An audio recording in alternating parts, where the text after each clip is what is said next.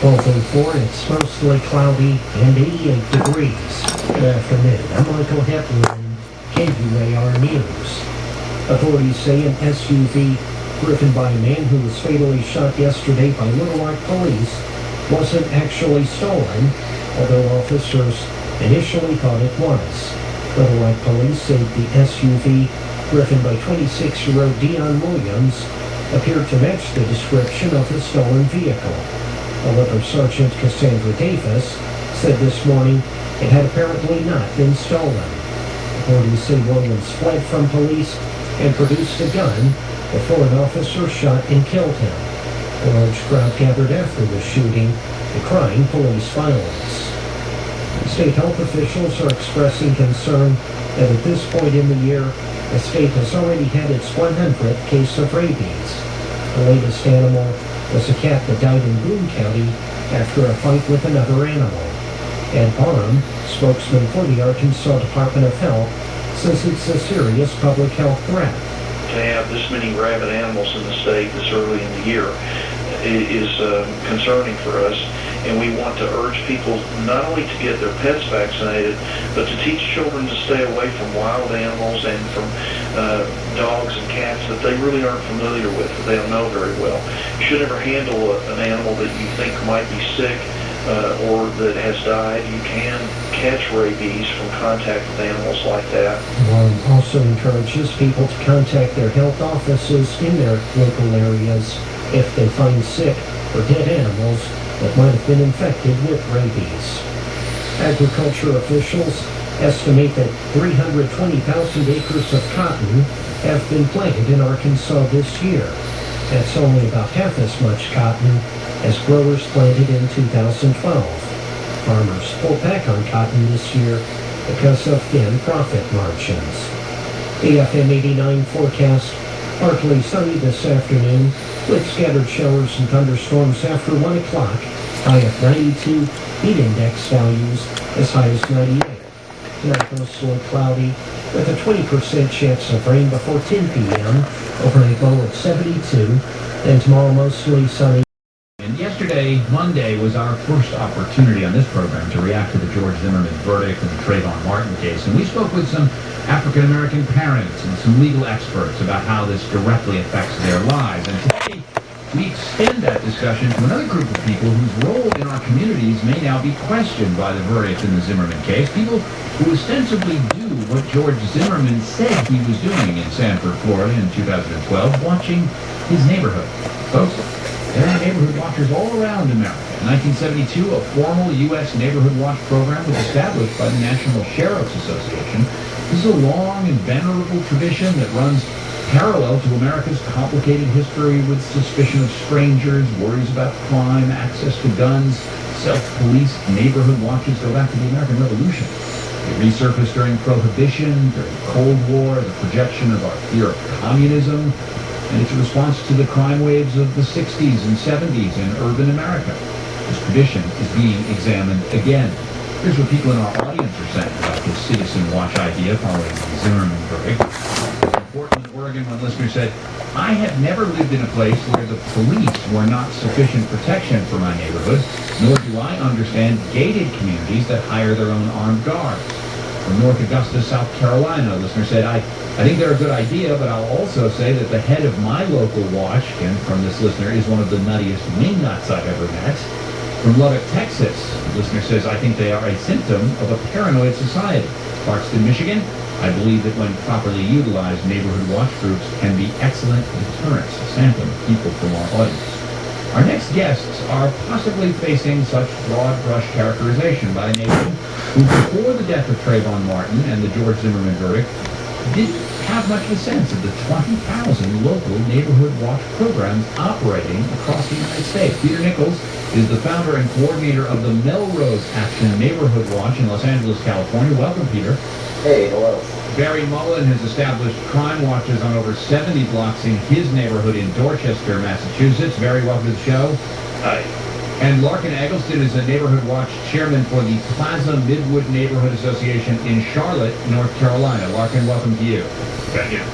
So to all three of you, the blunt question here is, suddenly is what you do be the George Zimmerman of your neighborhood? Is that how people are going to look at you now, Peter Nichols? No, not at all. You know, here in Los Angeles, the LAPD has a very long-standing community relations program, and it's a partnership. So I don't see any association, and I don't feel there's any sense of antagonistic feeling from the community out there at large at all. Larkin Eggleston, does the George Zimmerman verdict and the case of Trayvon Martin define you in any sense? No, I think it's all about kind of the attitude you have and the situation you create. Our neighborhood watch is certainly not encouraging anybody to drive around, get out of their vehicle, and confront someone they think isn't supposed to be in the neighborhood or might be committing a crime. Ours is more about creating a sense of awareness so that people are watching out for their neighbors, looking for things that seem out of place, and then calling the police to let them deal with those situations. And Barry Mullen, are you suddenly Barry Zimmerman up there in Dorchester? No, I agree with the other two gentlemen have said. Basically, we're just working to get people to know each other and to look out for each other, call the police, build those relationships. What is the tradition, and I'll begin with you, Barry, of Neighborhood Watch? What is the motivation for starting these sorts of groups? What are the rules? How do you oversee the behavior of individuals? I think here in Dorchester, the reason we started it up is because the neighborhood had a lot of disconnect. People weren't talking to each other. You know, with folks busing years ago, kids are being bused all over the neighborhood, all over the city, and parents didn't get a chance to talk to each other. So we're just trying to introduce people to who live on their streets and just get to know each other and to watch out for each other. So that's basically what we are. And work directly with the police. You know, we